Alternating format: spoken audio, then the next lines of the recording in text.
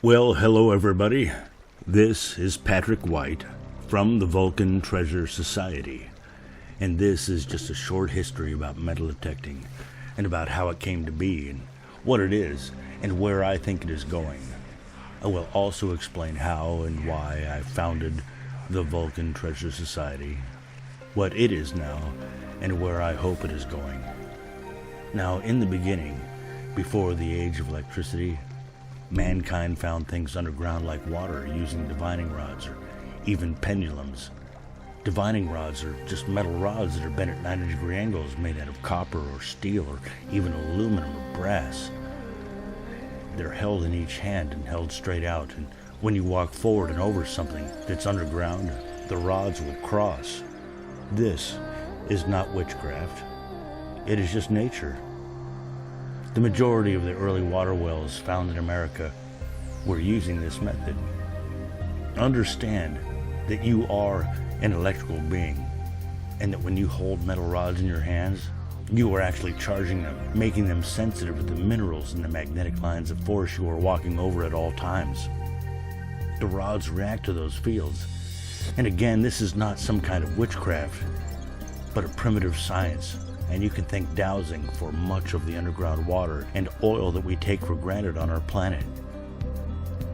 Let us move forward to where we had electricity, but we were still in our infancy in knowing how to use it. In 1881, President James Garfield was struck by an assassin's bullet. But it took that bullet 11 weeks to kill him. The surgeons, for some reason, were unable to find the bullet because it had actually changed course after entering the body, perhaps hitting a bone. Now, enter inventor and electromagnetic engineer Alexander Graham Bell, who came to the call of duty and invented the first metal detector called the magnetic induction device to find the bullet. Unfortunately, the infection had already set in, and at the doctor's advice, he was looking at the wrong half of the body. He was looking at the right half of the body instead of the left half where the bullet actually was.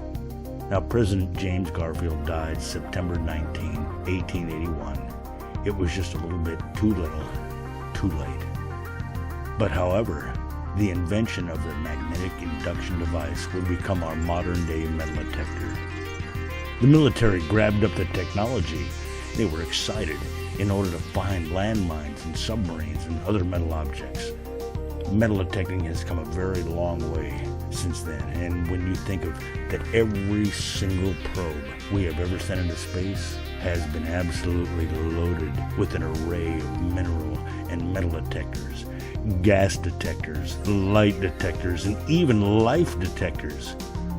We are looking for something out there, and it just makes sense that so would any other being that's out there. If you are a corporeal being in this universe, then gold is valuable because of its properties. And there is gold right here on Earth, as well as silver, platinum, and other precious metals on other celestial bodies. And that is what actually fuels the space industry.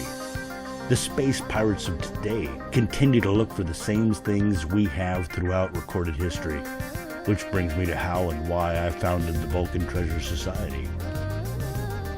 I decided to look for treasure about a year or so ago, and so I bought a bunch of gold prospecting equipment. But soon I became aware of a few things, and number one, that there is no place anywhere near me where I could expect any reasonable success. Number two, that sifting through tons of earth for a gram of gold was harder work than I wanted to perform. And best of all, number three, that gold prospecting and metal detecting go hand in hand. So I went ahead, I got myself a pretty sweet Fisher Gold Bug, an extremely powerful metal detector that I love so much. And I dig coins, jewelry, and relics with ease, and I love the local parks. But one day, I noticed some divot holes in the park indicating that someone had been there before me. And I thought, well, shoot, I might as well just go home because this area is fished out. But then I thought of seeding the area with more things for some reason. And so that the next person with the metal detector would find a nice little coin or a small little piece of jewelry. And then I thought of planning it with a note. And then I thought of making a place where people can report what they found or buried, and so they could actually join me in seeding the planet with treasure. And then, of course, as time went by, I only wanted to plant bigger and better things. So I'd actually do my best, even as a poor boy. And so can you. Just go ahead and check out your garage, your dresser drawers, your couch cushions, and everywhere, your toolboxes for cool stuff that you have no use for anymore. I mean, that gold watch, or whatever kind of watch, or that nice piece of jewelry that's really nice, but deep down inside that you're never going to wear it again. You have no use for it.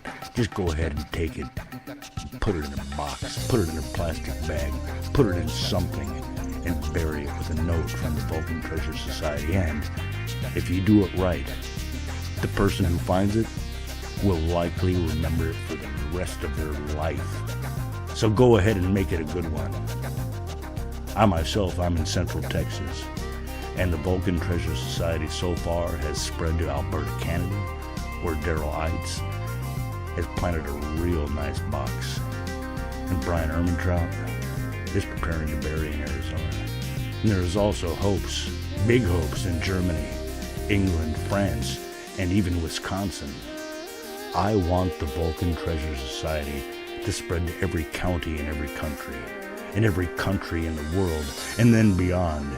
As mankind heads out into the cosmos looking for stuff, I hope we don't forget to leave something behind with a note from the Vulcan Treasure Society.